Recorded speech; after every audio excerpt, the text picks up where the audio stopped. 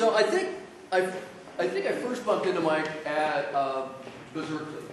I was over in Worcester Hall in the College of Environmental Design getting my PhD in landscape architecture, but whenever I could get out of my cage and come across campus to the Energy and Resources group, I would go take classes over there. So I think that's where we first bumped into each other many moons ago. And we have some similar sort of mentors along the way, so that's kind of fun.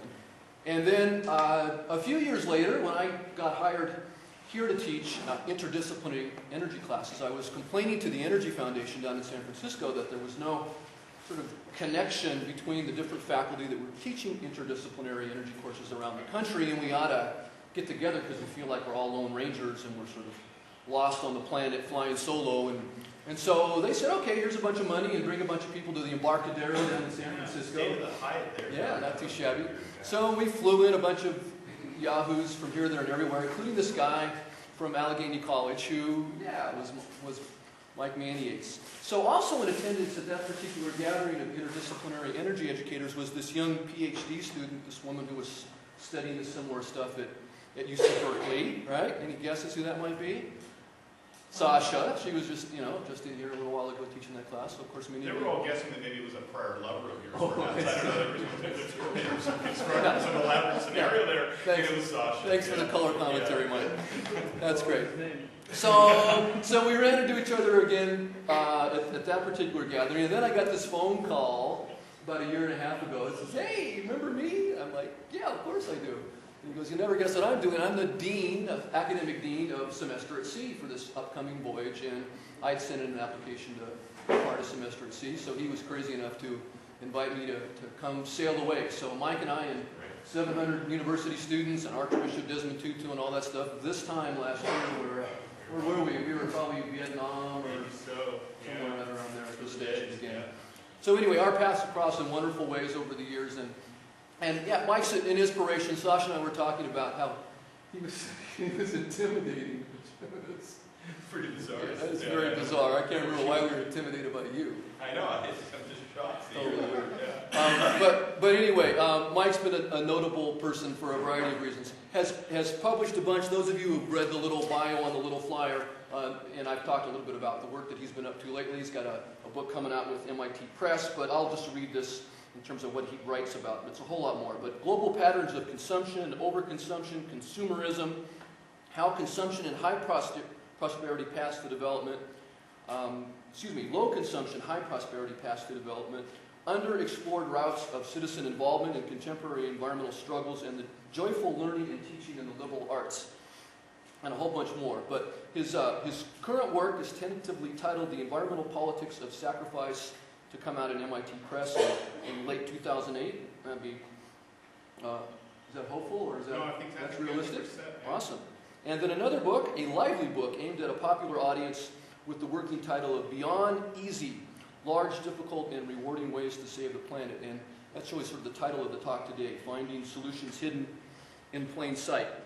So I think one of the big catalysts for Mike really writing this book and really focusing more on this particular topic is an op-ed piece that came out in the Washington Post on Thanksgiving Day called Going Green, Easy Doesn't Do It. And so it got a lot of traction and a lot of interest and a lot of response. And so that's, I think, been certainly a catalyst in things that Mike's been cooking and brewing about for many moons.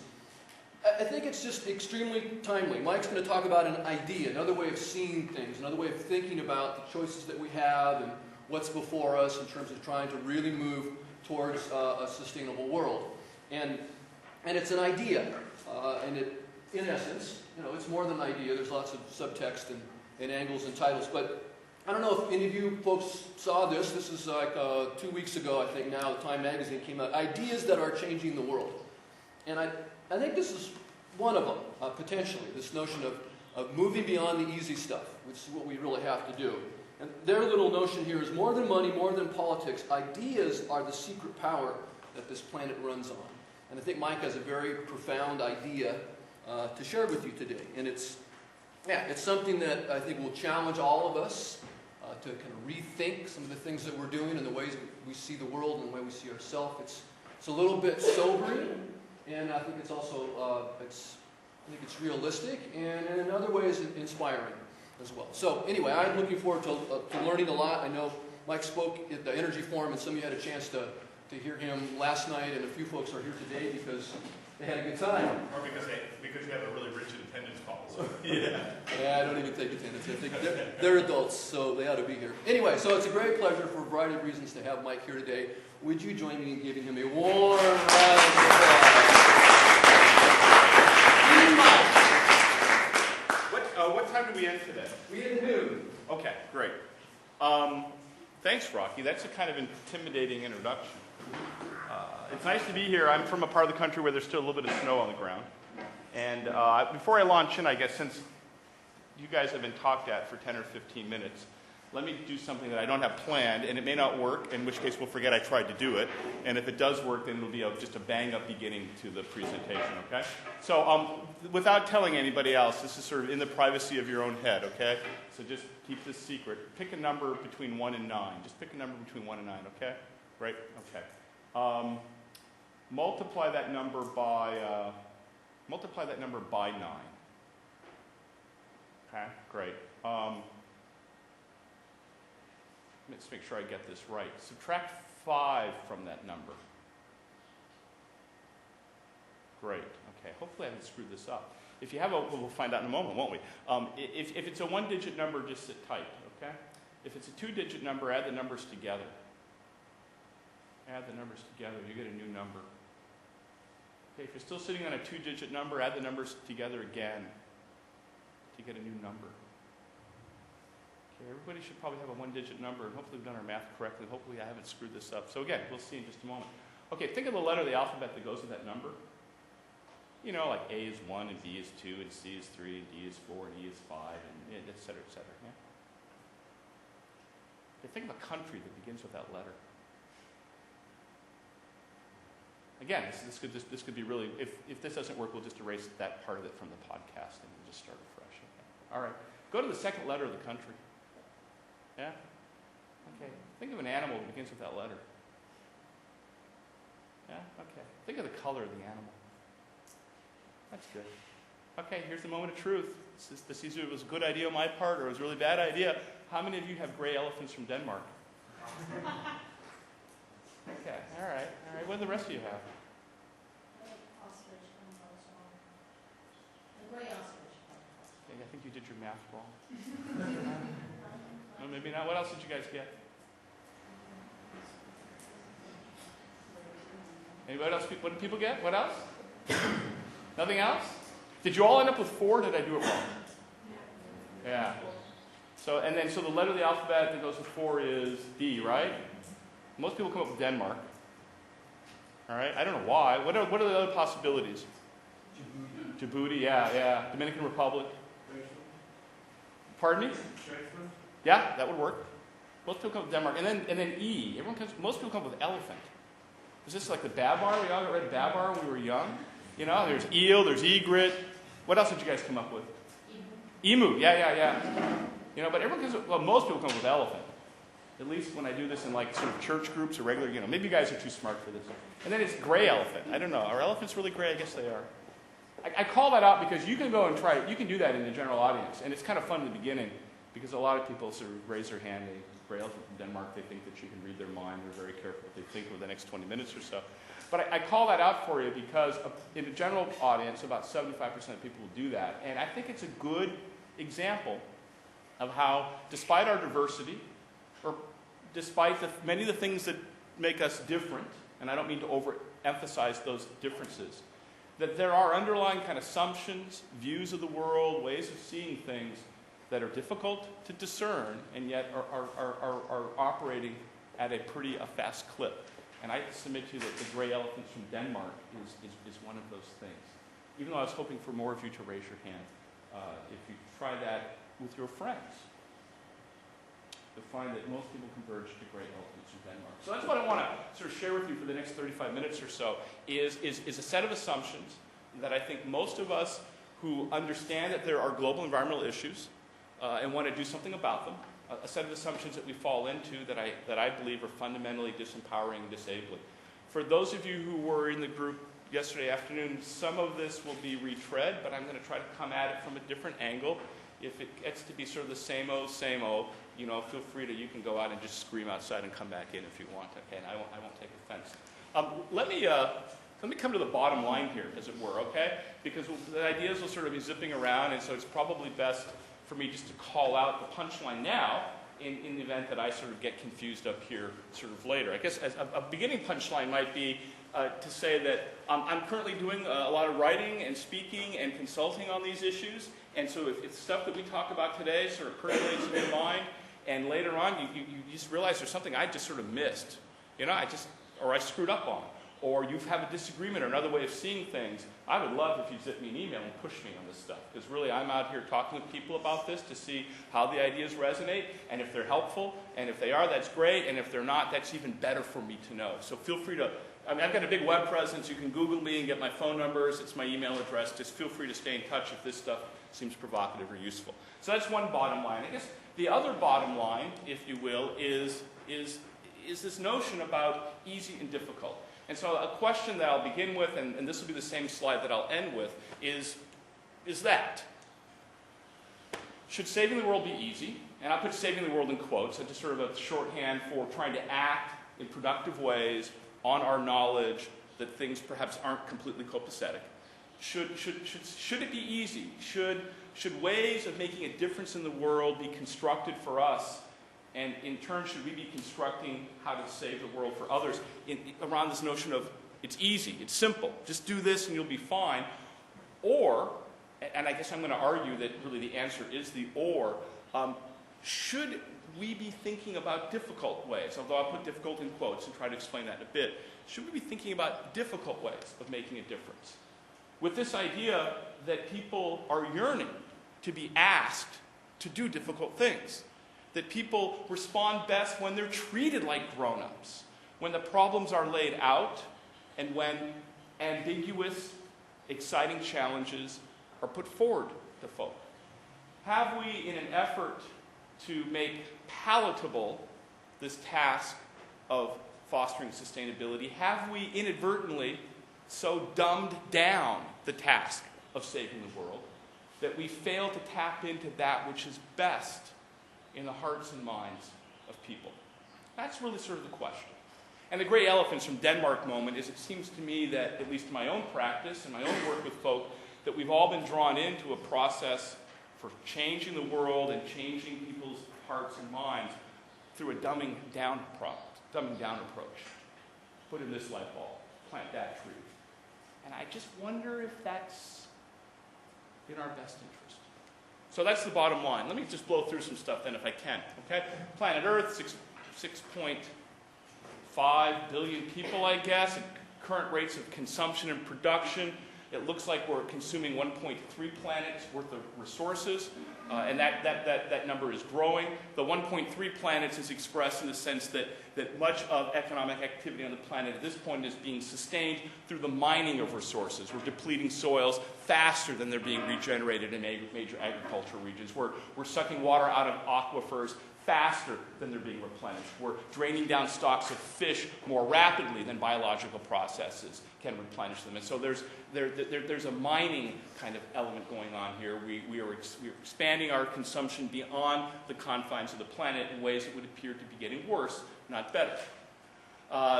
Ed Ayers, who until recently was the editor of World Watch magazine, came out with a book a few years back called God's Last Offer. And he talks about 4 spikes that have been sort of building over time. Right? So we didn't get into this problem overnight. We're not going to get out of this problem overnight. Building over time. The first, and these are probably curves that you've seen, so I don't need to belabor the point, but if you're interested in having them, I can send you a PDF later. The first curve is this notion of population sort of spiking. We see population beginning to grow during the Industrial Revolution, and it really picks up after World War II. The good news, though, here on population is that when I was sort of at Berkeley hanging out with Rocky, we were being told that global population, if we were lucky, was going to level off at about 20 billion people. And the good news here is it looks like it's probably going to level off at about 10 or 11 billion.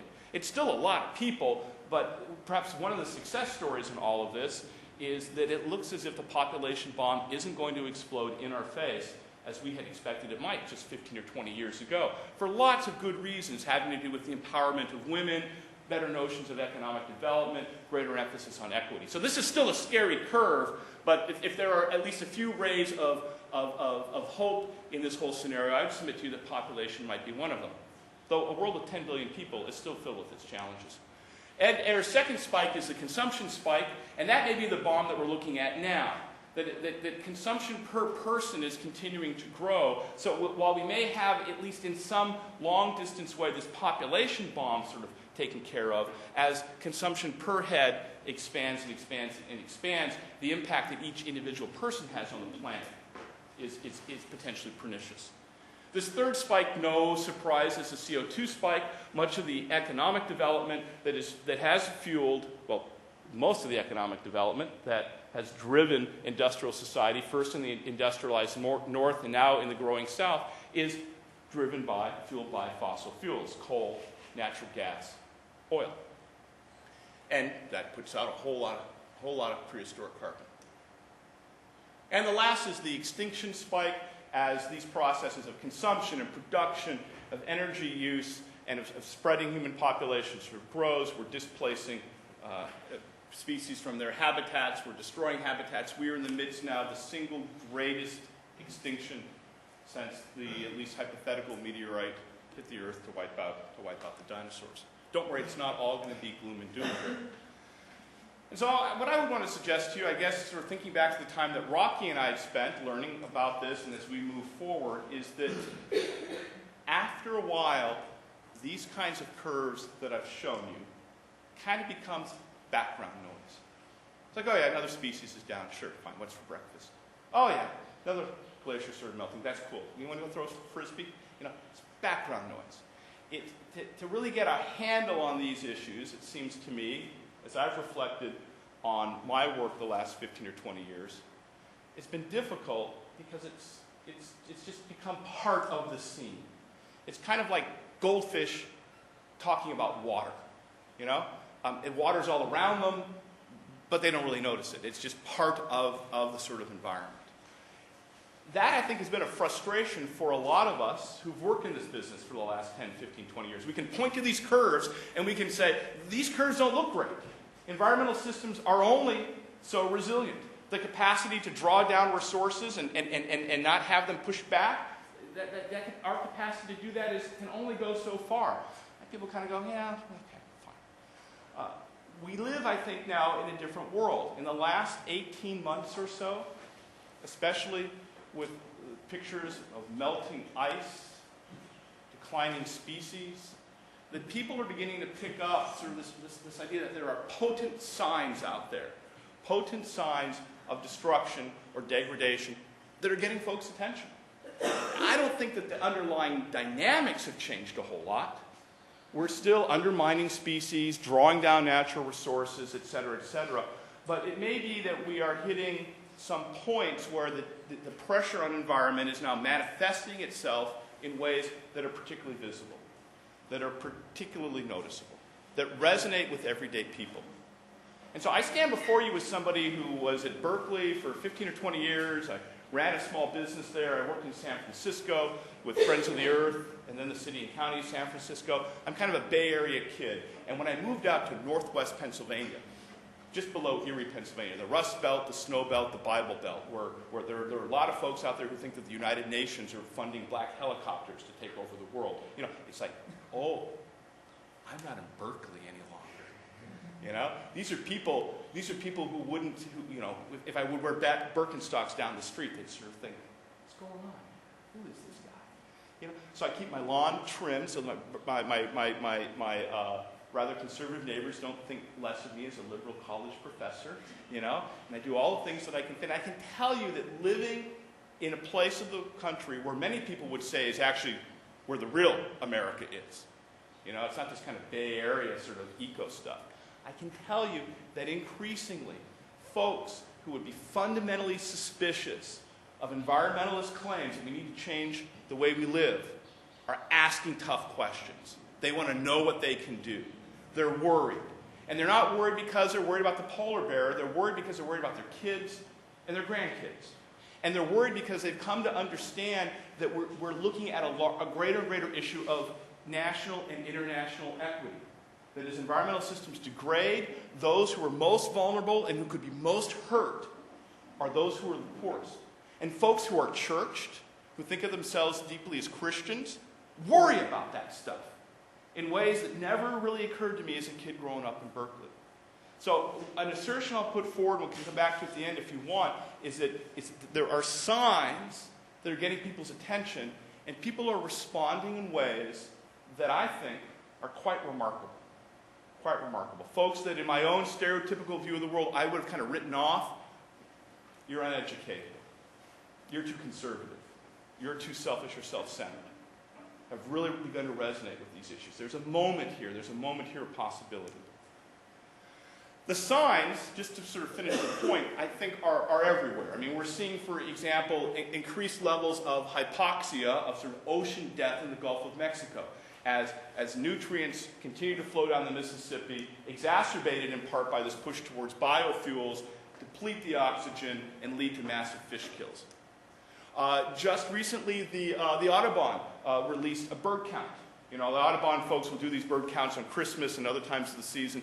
And Audubon, which has got a lot of so-called, I guess, folks you might think of as upper middle class, kind of conservative folk belong to the Audubon Society, released a report that the population of songbirds in major parts of North America have dropped precipitously. You know, that gets people's attention. There are a lot of bird watchers out there who might not worry about climate change, might not buy into your agenda that we need to somehow reconfigure communities in some sustainable way. But when bird populations start dropping out of your backyard, you start thinking, wait a minute, what's going on here? What's happening? Maybe you saw in the newspaper just a couple weeks ago precipitous decline in bat populations around the country. That's going to get farmers sort of attention. So we're getting this sort of convergence of different kind of coalitions and interest groups all around this sort of this big question of what's going on. And what do we do about it? Doesn't mean that people see eye to eye, but it's becoming a bigger tent of concern. We're seeing rates of groundwater and surface water removal in the American South that's really beginning to drive big questions about limits, about the composition of communities, about the difference between needs and wants. And as you know, there's still a large ongoing drought in the southeast. I mean, this is Lake Lanier just out of Atlanta. Now, they've got a little bit of rain, but they're still in massive drought mode. People are beginning to say, what's happening here? And of course, then, the granddaddy of them all, perhaps for some of us, the issue that's gotten a lot of people's attention is this notion of climate change, which is at least most visibly manifested in the diminution of ice in the Arctic, the loss of glaciers. And I guess, while I was traveling last week, the big chunk of ice fell off of the Antarctic ice sheet, I suppose. I was just down with in Redlands University talking with some folks who do climate change, and they said that the big question mark here is the lubrication factor in Greenland. That as ice melts in Greenland, these sort of surface glaciers, they melt, to what extent was that water going to get down underneath chunks of ice and lubricate the ice shelf kind of coming off possibly into Greenland? So there are lots of unknowns here, but even what we do know and see is striking. This is a compelling figure for a lot of folks who might not normally be that interested in the issue. And then I won't belabor the point. You know about the impacts and the dangers of climate change. My point here in showing this is that there are visible manifestations that people are beginning to hook into.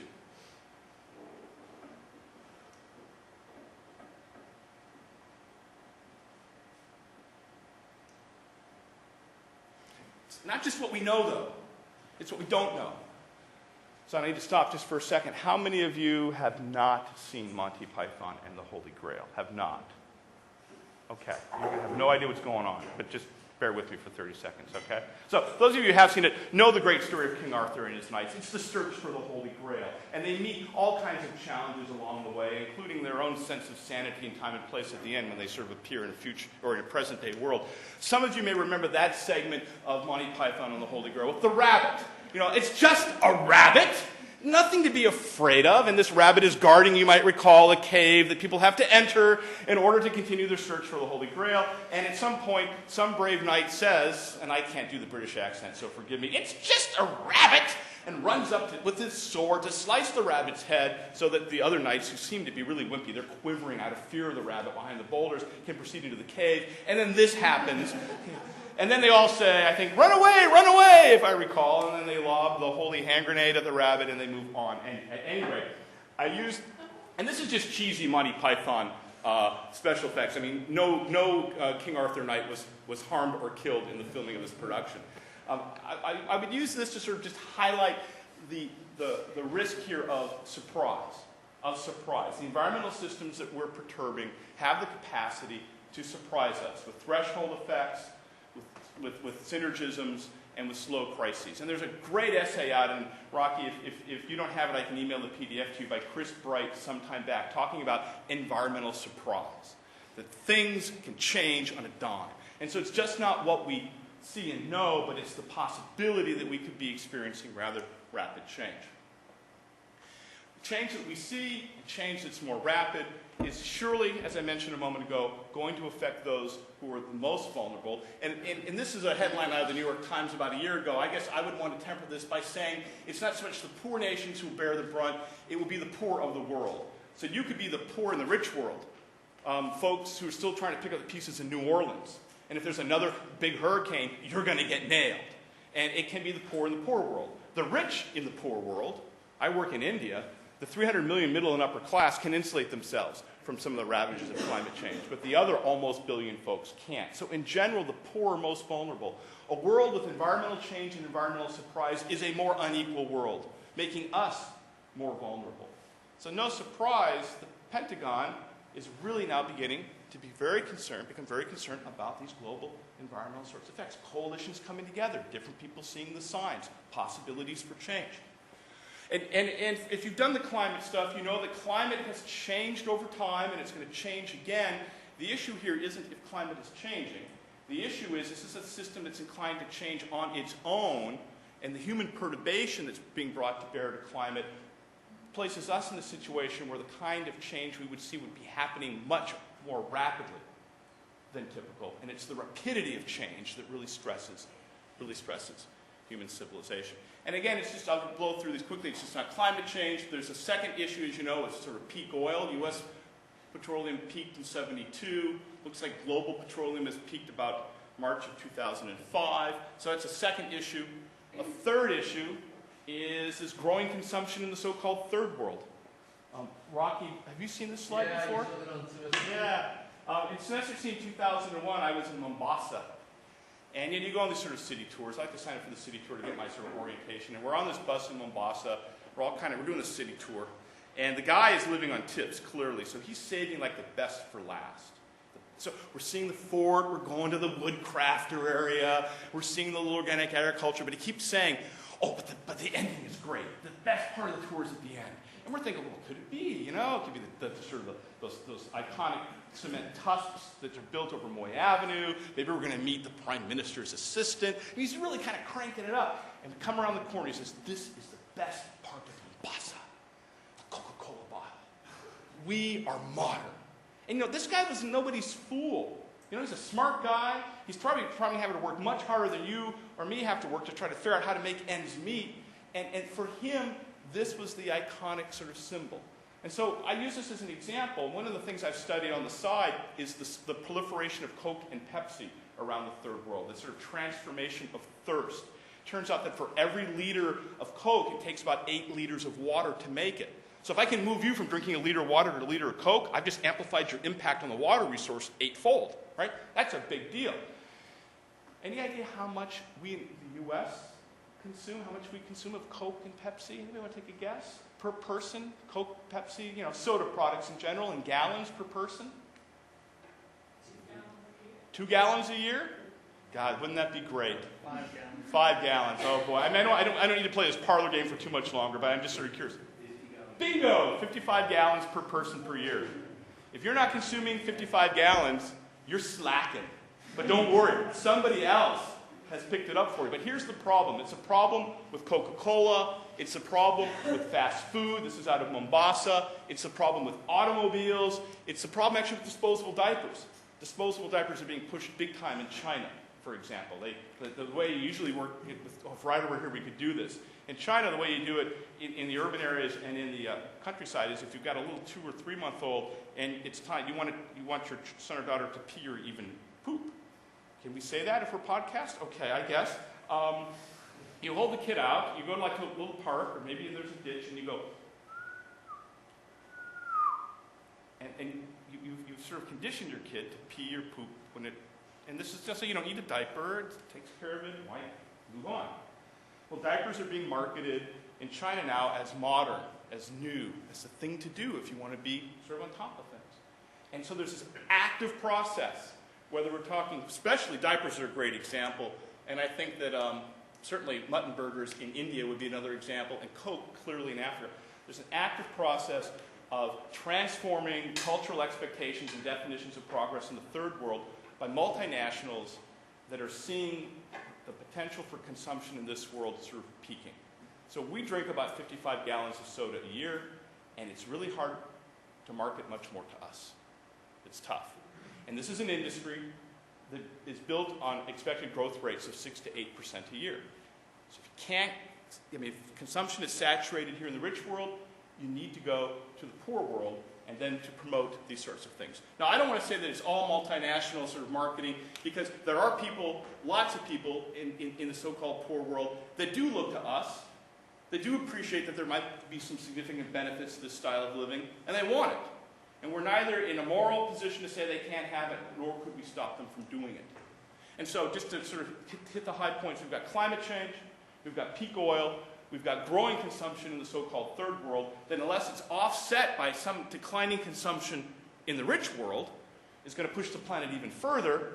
And if that isn't bad enough, there seems to be a fundamental disconnect between levels of happiness and levels of consumption. It would seem that after some threshold of consumption, the additional happiness we get from that consumption is solely relative. I've got a better laptop than you do. My jacket is nicer than yours. It's all comparative. But that kind of keeping up and beating the Joneses, the kind of happiness that comes from that, and you know it from your own life, I know it from mine, is transient. You get a nice laptop, I want to get a better one. I feel better for a while until I meet her. She's got an even better laptop than I do, right? And the cycle just sort of continues. And so we're chewing up the planet, and we're not even happier in the process. It's enough to make you want to scream. The good news from where I stand is that Americans have never been more sensitive to these issues than now. In my own work, and perhaps in yours, I have been pounded by the question, well, what can I do? What can I do to make a difference? And the incidents and the depth and the intensity of that kind of questioning from a whole range of groups, in my experience, is unprecedented. I'm not saying that everybody's asking the question. I'm not saying you got to get everybody to ask the question and make change. It's unprecedented. I mean, the polling data call it out, and we don't need to spend too much time on this, but this is out of the Pew Charitable Trust about a year ago. How convinced are you that global warming is happening? Completely convinced, mostly convinced, clear majority of Americans. There's something about the environmental movement that really wants to focus on these people. Oh my God, 12% don't agree with us. Let's try to change them. But every effective social movement, up to environmentalism, has gone with the people who already sort of agree or see the problem, and they focused on mobilizing those folks. Do you strongly agree with the following statement? Life on Earth will continue without major disruptions only if we take immediate and drastic action to reduce global warming. 33-29. I would expect that these data in the last year have probably shifted even further in this direction. It's just unprecedented. I mean, the last 18 months have been, I don't know, I feel like I'm Wally Shawn and the Princess Bride. It's inconceivable that this could actually have happened, you know? And yet here it is. You can take actions that will help reduce global warming. Strongly agree, 55%. Somewhat agree, 27%. You can make a difference. Do you strongly agree, somewhat agree, disagree? The United States can take actions that will help reduce global warming. There it is again. Whoever's in the White House in November will act aggressively on the climate change issue. McCain, Clinton, or Obama. We can quarrel, we should quarrel about what they will do. We should keep their feet to the fire, but it's going to be a sea change after the next election. The actions of a single person won't make any difference in reducing global warming. Almost 50% disagree. Country? Disagree. This is the only sort of area where there's still some work to be done. The Heartland Institute, ExxonMobil, and others decided, they did this with cigarette smoking as well, that the way to sort of keep major social action at bay is to question the extent of scientific agreement. It's a concerted strategy. Maybe you've already talked about it in this class or other classes. If they'd hired me as a political consultant, I would have done the same thing, make it seem as if there isn't a consensus. This reflects that, but I think even that is probably shifting. Okay. This is the Pew and Gallup, and I can send you. Who asked the question? If you email me, I can send you the the PDF file. So just zip me a note. And then there's probably been some. There have been some later surveys that sort of. I think the one that I have that's most recent is probably 6 months ago that shows some trending up in this direction, and there are probably some just in the last couple of weeks. But yeah, just zip me a note. I'd be happy to send it to you. All right, so sort of bringing this puppy home. Big problems. Perhaps there's this unusual sort of moment of opening. People want to do something. So how are we making our way through the woods here? How are we making our way through the woods? And I want to argue and put out that what we're being asked to do is pretty simplistic stuff. It's easy stuff. Most major environmental groups are out there saying that, people only have 18 seconds or 20 seconds to devote to this issue, so let's give them very simple, straightforward things to do. Some of you know these books, a Global Warming Survival Handbook, The Lazy Environmentalist. I have them here just to wave around so that I can sort of get pissed off just for a moment. It's Easy Being Green. It's Easy Being Green is an indispensable handbook for all those who aspire to do more to protect the environment, but want it to be simple, straightforward, and fast. It's Easy Being Green. And you open it up, and what do you get? You get install ceiling fans. Recycle your plastic. Don't buy toxic products. Wash your car once a month. Okay, great. The Green Book. This is number 3 on Amazon.com now, underneath the heading of environmental books. And the Green Book is the everyday guide to saving the planet, one simple step at a time. And the number 1 book on Amazon under environment, at least when I checked last week, is The Lazy Environmentalist. Why not buy the product that causes the least harm to the planet? The Lazy Environmentalist is a useful guide toward making the right decisions. And this guy's got a radio talk show as well. Boy, nice. So the argument here is we can save the planet if we just do the simple, easy things, and somehow it will magically aggregate. And those of you yesterday who heard this story, this came through big time in a Live Earth concert, big time. I work with people who work with Al Gore, who struggle with sort of why the Earth concert? Yeah, Live Earth concert, right? Sort of took the frame that it did. But there, if you saw it, or if you read about it in the Times, or the New Yorker, or the New Republic, or other magazines later, there's a sort of parade of spokespeople, celebrity mostly, who basically said, we can save the planet from climate collapse if everybody just does something easy and simple in their own life. And then that will then magically aggregate up to massive change. Easy and simple. And the subtext is, it's got to be presented that way because we really can't expect Americans to do much more than that.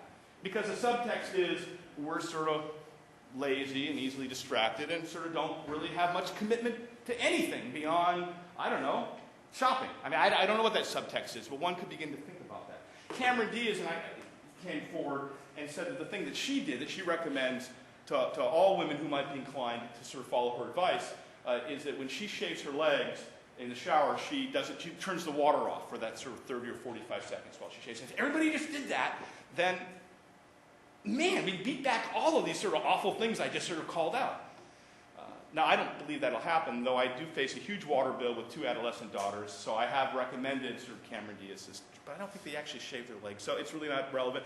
Let me move on, okay? Yeah.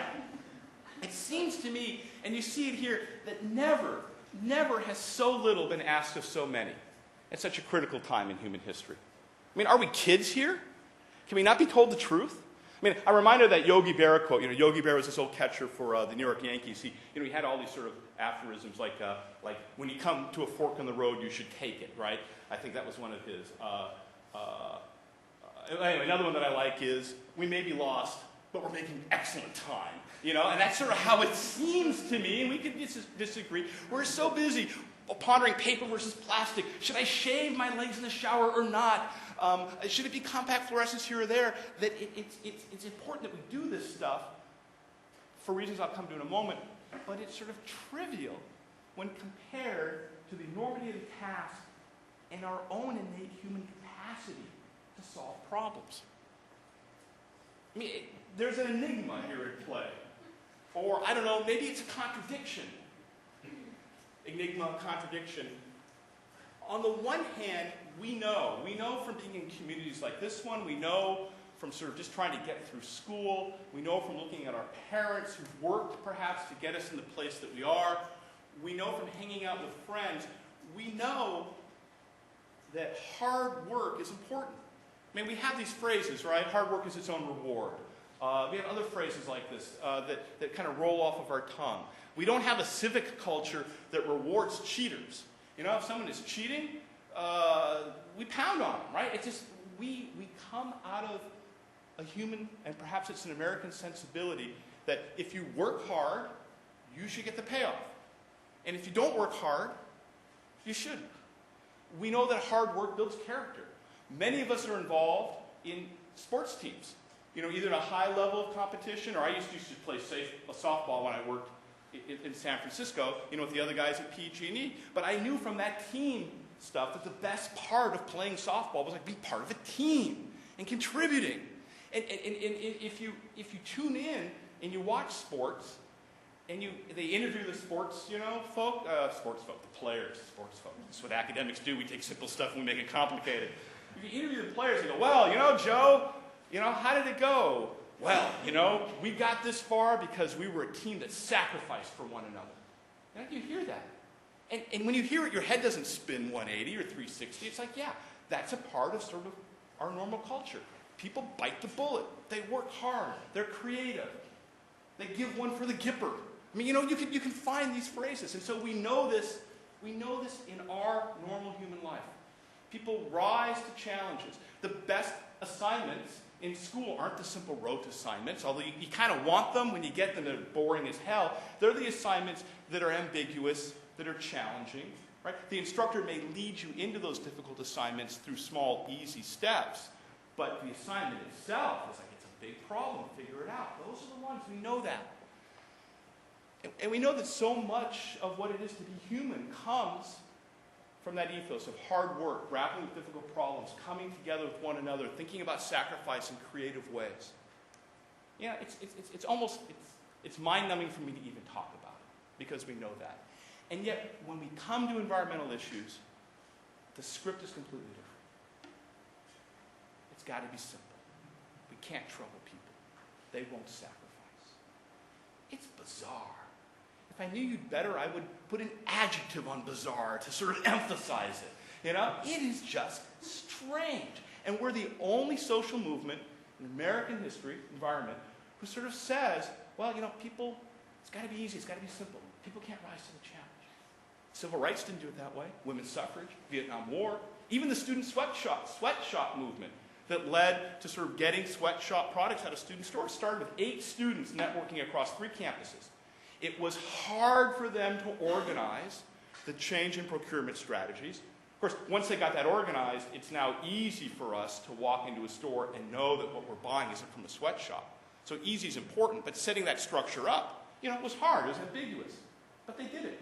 And they write glowingly about the fantastic sort of process of coming together and changing how student stores work across campuses and universities. I mean, I was really hit over the head by this about a year ago when the Sierra Club sort of came to my town. The number 3 person in the Sierra Club came and did this whole spiel that I'm doing for you now. You know, peak oil, climate change, all the rest. And at the end, he said, okay, it's number 3 guy in the Sierra Club. He said, okay, so this is why you're here. You want to know what to do. So the number 1 thing that you should do, he said, is to go out and buy a Prius. Yeah? And it was just shocking. It was shocking. But I called him out because I don't think that he is the exception to the rule. You know, if he were, it'd be unfair to me. I'd be cherry picking. I'd be picking one example to try to make a case. I think it's general. And people pushed him on it. About 80% of people shook their head up and down. Okay, yeah, Prius. It's cost effective, right? It's technological. It preserves my transportation options. But the other 20% were saying, well, but a Prius is good, but like, shouldn't you guys be in the business of like pushing us a bit more? You know, I mean, I don't know if a carbon tax is the right thing to do, or subsidies or incentives. I mean, shouldn't you like be pushing us so we could have that conversation? And his argument was, we'd like to, we really would, but we'll never get people to sacrifice. We'll never get people to sacrifice. And a number of folks walked out like kind of depressed. Depressed not by the enormity of the challenge, but by the foregone conclusion that you and I are so limited, we're so narrow-minded, that we can't be asked under some conditions to forego present consumption for future gain, even though we do that all the time. Parents of my students drop them off at Allegheny, they write a check for $25,000. That seems to me like foregoing present consumption for future gain. And they don't call it a sacrifice, they call it an opportunity, an obligation, something they need to do, they feel good about it. So we should always be skeptical, I think, of people who ask us to sacrifice. Always be skeptical. What's their agenda? What do they want? Why are they saying it? But to go from that to say people will never sacrifice under any condition, we can't even have the conversation, strikes me as incredibly depressing and corrosive, something to be opposed. All right, truly winding up now because I want to have some. We end at noon, you said, Rocky? Great, okay. So let me just be clear about this because I'm sometimes misheard. I think that these small, easy things to do that we are often asked to do in books like these, you know, or the 10 simple things list. Inflate your tires, ride your bike, put in a compact fluorescent, use recycled paper, you know the things, right?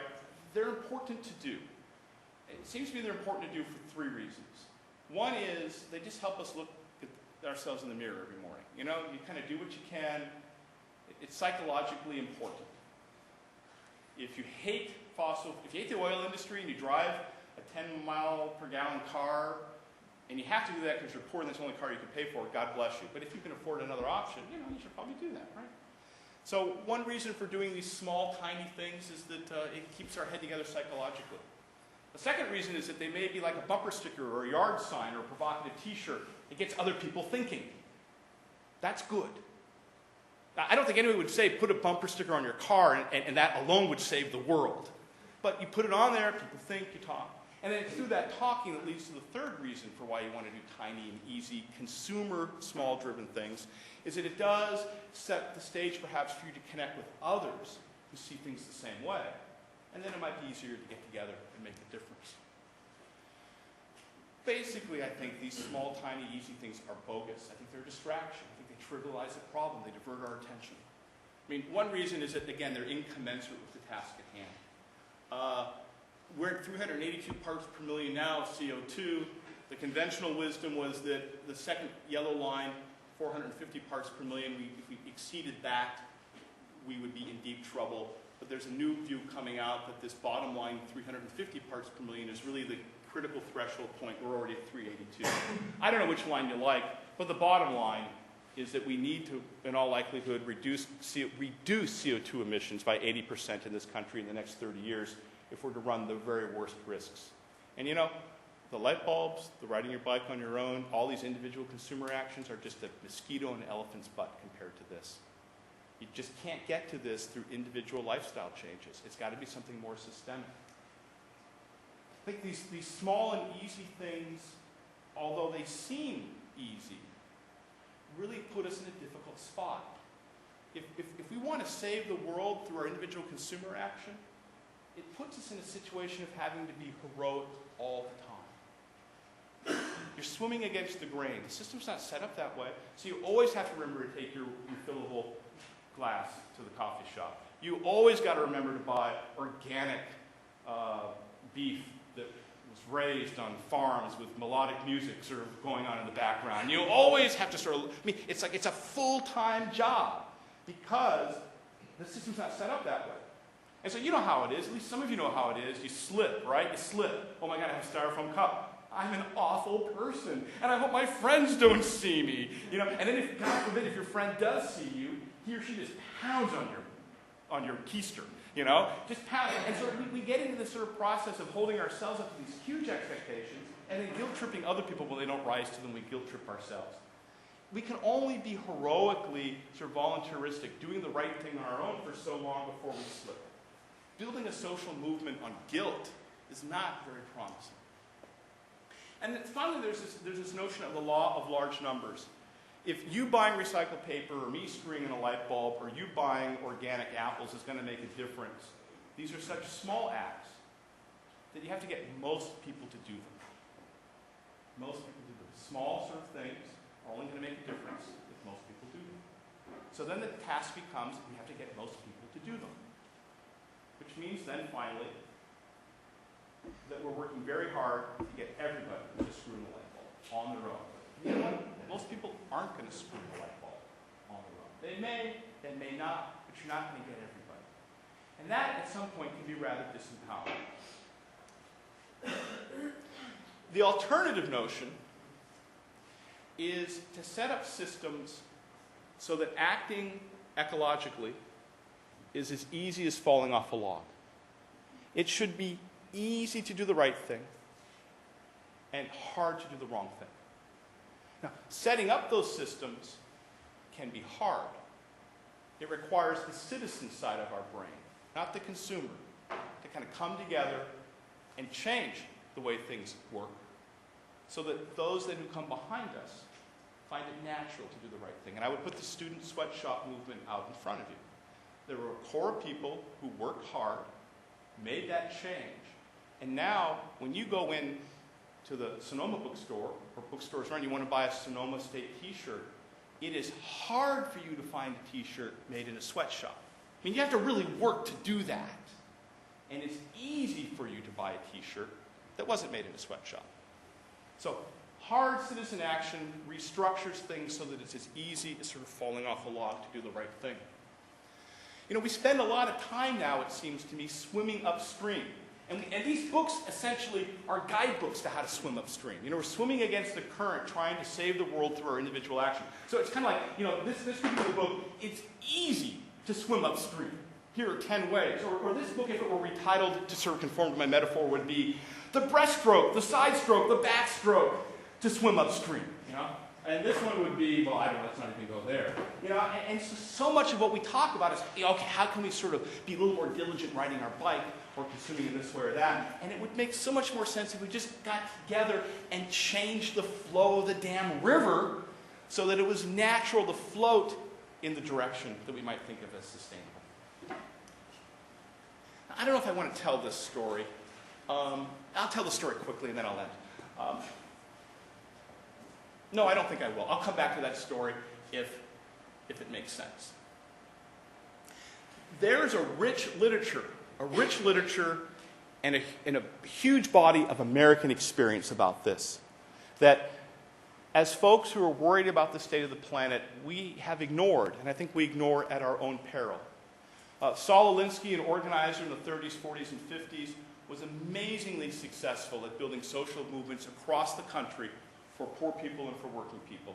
And Alinsky always began with this notion that people know what's right, and they're just looking for meaningful ways to sort of bridge the gap. And he was rewarded with immense success. And the organizations that have drawn on his strategy still continue to be among the most effective social justice groups in the country. Alinsky was not about getting everybody on board. It was about, let's find the 5% or 10% of people who care about this issue, and let's organize them. And then let's change the structures so that it's natural then for other people to do the right thing.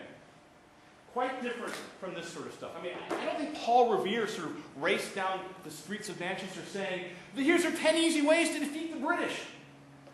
It was doubtful that Martin Luther King sat in the Birmingham jail sort of trying to think about, okay, now, how do I make sort of fighting against sort of oppression and apartheid easy, you know? Instead, so that everybody would embrace it. Instead, he focused just on his core supporters and sought how to mobilize them. So we have a rich tradition of organizing that tells us, and we also have a rich tradition of why people do participate. I mean, Robert Bellow, who's written extensively at this, a guy from Berkeley, has shown again and again, he and his cohorts, that people do want to participate meaningfully. But it's not enough just to say to them, you should participate. You have to sort of create ways that people can meaningfully sort of engage with problems. They want to make a difference. And so some final words of wisdom here, or something like that. 3 things to think about that keep us locked into unproductive approaches. And you see them here. So let me go to them quickly. Watch out, it's the rabbit. You will hear again and again people saying, a carbon tax, that's a great idea. Reconfiguring communities so they're sustainable, wonderful idea. Oh, but you'll never get people to sacrifice. Listen for that. You'll hear it. And when you hear it, you'll notice that conversation tends to stop. People go, oh yeah, you're right. We'll never get people to sacrifice. So then what are we going to do? And then the ideas get funneled to this tight and kind of unproductive small stuff. But people do sacrifice. They do make changes. Under many conditions, they're happy to sort of yield ground, to give up something now for something else down the line. So when you hear that, don't take it. Say, well, why do you say that? And under what conditions might people be altruistic or forward-looking? And then how do we create those traditions?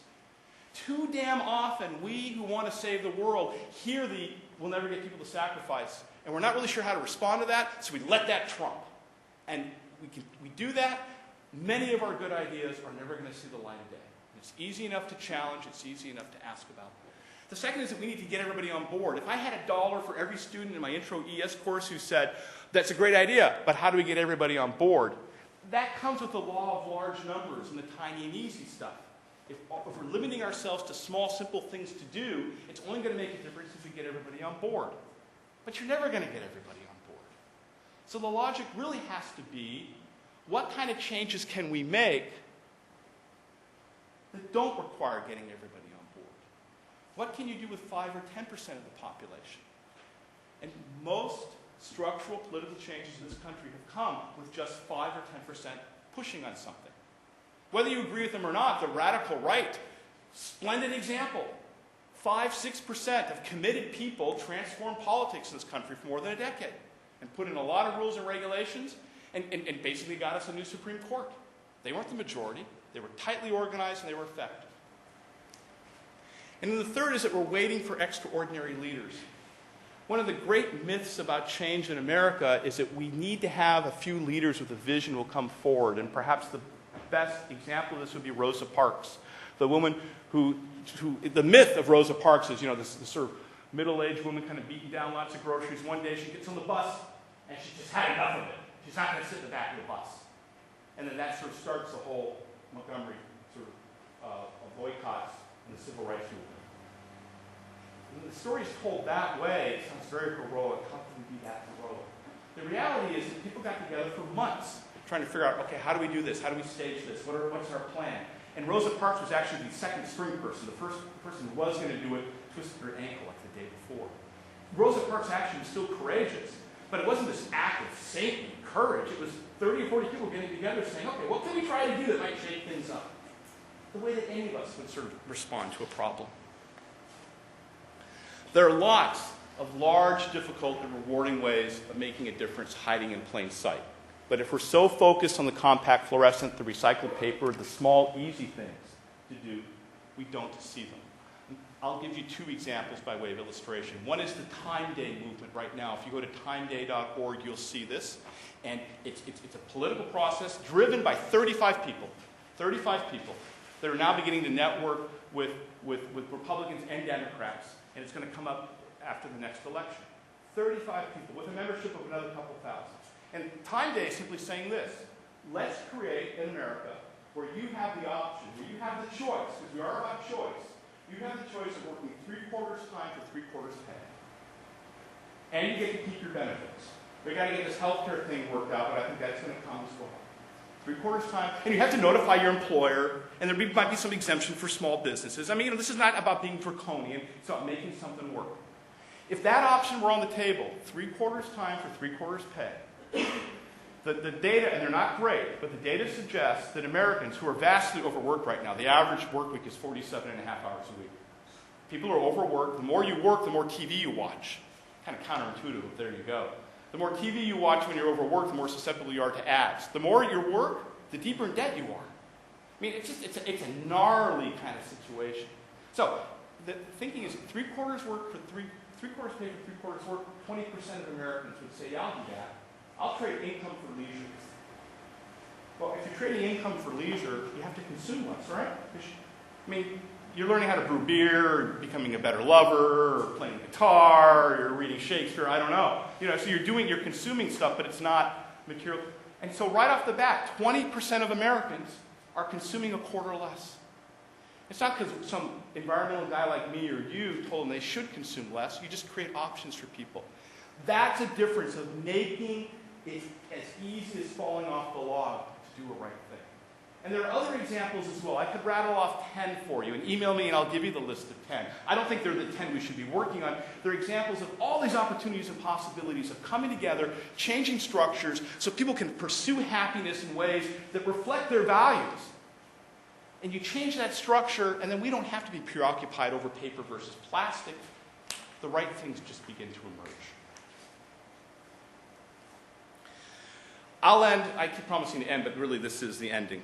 I'll end by emphasizing the importance of images. In this, It's Easy Being Green, The Lazy Environmentalist, The Little Green Book, The 10 Easy Things You Can Do to Save the Planet, the trumping image, and maybe you guys have used it in class, is the low-hanging fruit. Have you heard about that? We should do the easiest things first. It's the low-hanging fruit. Let's get people sort of on board with the small stuff first. I think you have to get people on board with the small stuff, but if it's small consumeristic stuff, you're telling people they're only powerful as consumers. But really the task is to come together as citizens to change these structures. I think instead of the low-hanging fruit as the dominant metaphor, we should be talking about the trim tab. The trim tab is the dominant metaphor. And a trim tab on our ship, there are these two big rudders that steer this big ship. But how do you steer the rudders?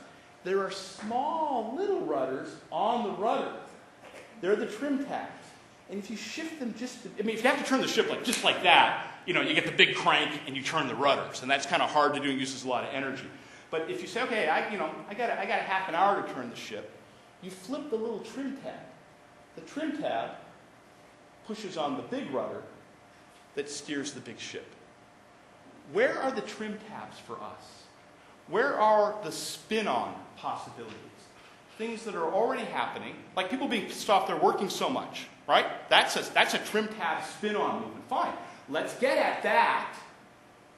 You start putting that issue out. People resonate with that. You get that issue out on work. You put people in a position they don't have to work so much, they don't have to consume so much. Bam, there you go. Another situation is schooling. The best schools are in the richest neighborhoods. That's the way the tax structure works. And so people end up moving to neighborhoods they can't afford, buying houses they don't want, filling it up with crap they don't need, just so they can send Johnny or Jane to the good school. They don't like that. The trim tab on that is let's have a conversation about how schools are funded so you don't have to buy a big house and consume like crazy to get a good education for your kid. Republicans, Democrats, environmentalists, non-environmentalists will get on that. That has a huge sort of environmental impact. Those are the opportunities hiding in plain sight that we don't see if we're sucked in to this kind of logic. Small groups of people working together in rewarding ways to change structures, thinking like a wolf. When wolves go out and hunt, they'll go on 20 hunts before they find that one elk that's impaired. Predators are opportunistic. So we can be opportunistic in finding the pivot points that change the structures that make it easy for people to do the right thing. That work for us would be initially a bit difficult because we're not used to flexing the citizen muscle in our head. But it's enormously rewarding, and it's entirely consistent with the ethos of hard work and team building that permeates American life. We're in a great time. I really think the next couple of years could be pivotal for us. But we have to be careful not to snatch defeat from the jaws of victory. We've got to be careful not to stay in a politics where we continue to nag one another to buy recycle or screw in the light bulbs. It needs to be a process of coming together, small groups of us, to change structures, to get everybody falling off the log. So I've gone on way too long. It's almost noon. This is the first time I did it this way. It's long. But you guys have been very patient. Next time I do this, I'll trim it down, so thank you for being the guinea pig. We got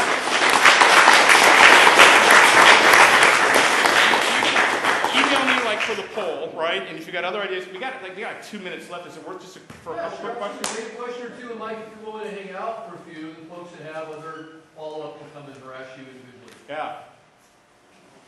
Yeah, I please. know what you think about the media's presence in greenwashing and or, pumping that message through advertising and networks. Yeah. They have shows that are all about renewable energy or green or else. But then also last night there was ABC 7 News did a thing on ecological footprint and how to assess what, how many things you're using and that stuff. But I think too, like that's, although it's small things, but it's what everybody, all the mass of people are tuned into. It's like engagement for reaching people that might not think that way. Yeah, I think that people are yearning, they want to do something.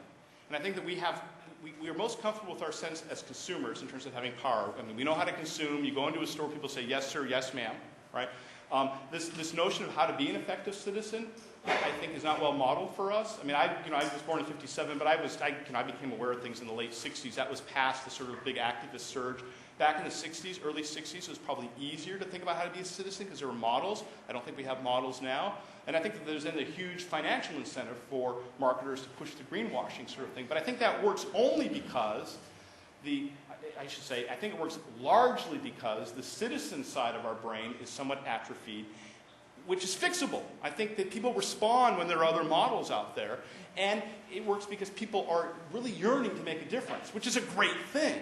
So I really think that we are poised for other possibilities, but the green consumption has sort of filled the vacuum that's been left by those of us who are perhaps more educated and have the time to think about this stuff, who should really be, I think, on the front lines of articulating a somewhat different vision.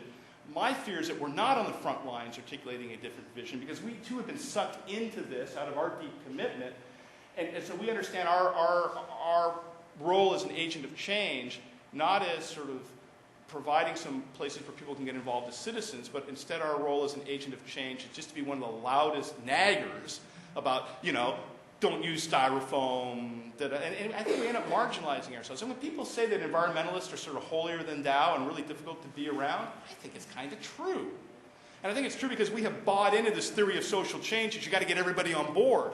And no social movement has ever done that before environmentalism. You get 5% of the people on board. They change structures. The other 60% who really aren't paying attention get swept along. It's got to be kind of democratic. It can't be overly authoritarian. And then there we go. And so somehow we've obsessed over the few who don't agree with us in a way that Martin Luther King would have never obsessed about the Ku Klux Klan. He thought about them strategically, but he didn't sit in the jail going, oh my God, the Ku Klux Klan doesn't agree with me. How can I change their mind? He just got busy with the people, I think we are so poised for that. So screwing a light bulb, but, there are other things we can do. One more question? Yeah. Where do we go to find the information on how to flex our citizen muscle and really start to make these changes? Well, I'm in the middle of doing a book now that tries to answer that question. And what I can do, if you're curious, is I can send you the early ideas here. What we're doing on this book is that we're identifying 5 issue areas: air, water, waste, agriculture, consumption. Just as 5 areas. And we're pointing out, a number of initiatives like the Time Day sort of thing or the school sort of stuff, which is, these are not ostensibly environmental things, right? This is work and this is schooling. So one of the little head twists here is you have to sort of think not about environmental issues, but what are the underlying conditions that are driving people to consume so much? And so that's a bit of a bridge for people to make. So we're laying out some of those examples, and then we're calling out sort of design principles. If you wanted to go beyond these simple things, what would be the sort of questions that you would ask? So that's another 6 months from now. But if you're curious about that stuff now, you should email me, and I can sort of send you the template. There are tons of groups who are doing this kind of stuff, but they tend not to get the attention I think they deserve. Because, again, I think most of us are spending most of our energy, in the market going, okay, gee, should I buy that organic product or should I buy this organic product? And let me do research. It's all of our energy gets sucked up into that. And while we should still do that a bit, I would say to people, overconsume, throw all your crap away, don't recycle, if that frees up headspace for you to think about flexing your citizen muscle. Because at the end of the day, I think it'll pay paper dividends. And Beyond Easy, the website? Yeah, BeyondEasy.org at this point just has the op-ed piece, but I'll be adding some stuff. I'm getting different competing advice about how much to put up now before the book to drive interest in the book, and how much to put up, whether that hurts or helps things with the publisher. I'll get that figured out in a few weeks. Are you one of the 8 people or 5% of the persons that are actually trying to Yeah. change this? Yeah, so we've done time-based stuff in my community. For example, because I'm studying the planning major here, and I'm like bumping into the judicial power, where it's the one who's taking control of everything basically that we do. So you're saying that it's easy to do the right thing and hard to do the wrong thing. That's what we want to make That's happen. what we want to make happen, but we don't do that. The judicial power does it for us. And when we write policy and when we talk to the community and let them know what we want, we let them know our opinions and then they format it into their judicial way. So, you know what I mean? No. No, I do, but I think that's not a deal breaker. That just informs strategy. I mean, if for instance we worked hard in my little Rust Belt community to set up a market house with an active local growers association that now draws all kinds of people into conversations about organic agriculture and local economic development and sort of farmers and big global sort of food producers, people you never expect to be interested in that stuff. In order to make that happen, we had to pull together local farmers, but we also had to get a couple of people elected to the market house authority, which we did. You know, this is crazy. You know, I mean, a lot of these authorities, especially at the local level, you get like 30 people to vote for you, boom, you're there. I don't mean to trivialize the issue, but if the problem is somebody on the city council, for example, isn't sort of blowing the right way, well, then you put 50 people in the city council meeting, and even if the people have been elected on a platform against review, they take notice. I mean, I think the big lie here is that social change is hard. I think we have given that lie, that it's really hard to change structures and processes, and so that's why we're forced into this stuff. I don't think it's a conspiracy, but if it were, this is what it would look like. So I don't mean to sort of not respond to your question. If there's a structure that is taking our good ideas and reformatting it, there are ways of moving that structure. And then I think the question becomes, 15 of us sitting around with beer, wine, not too much, maybe coffee or tea, if that's your case, is figuring out what are the 4 or 5 ways to sort of push that structure. So I'll give you an example. My campus, we were pushing hard on something. The administration was pushing back. We were engaging with them in good faith. And then at one point, they simply said, we don't want to deal with you anymore. And so my students, who read a little bit of Martin Luther King and a little bit of Saul Alinsky, a little bit of Gandhi, were inspired by Gandhi, whose strategy was, you know something? If you're not making headway, you have to hit your opponent where it really hurts. But tell them you're going to do it beforehand, because then you're hitting them with respect. You're saying it's nothing personal. I'm not trying to show you up, but you know I don't think you're taking me seriously. And so the students came together and shared with the administration the flyer that they were going to distribute on visiting day, when all the prospective students came out. And it was a reasoned flyer. It didn't say that the president is a jerk. It just, this is our position. We're not being taken seriously. Here are the arguments. And man, guess what? Monday next, we had a meeting with the administration. And that broke the logjam. So I guess what I'm suggesting here is that we can be creative when we get jammed up on these processes of social organization. I have enormous faith in people's creativity. I mean, understate the problem. For me, the bigger problem is we don't ask the question. How do we get past this problem we've called out? Well, that's the big problem. Okay, I want to let the folks that need to go on to other business be able to do that at this stage of the game. If you want to hang and talk to Dean Mike,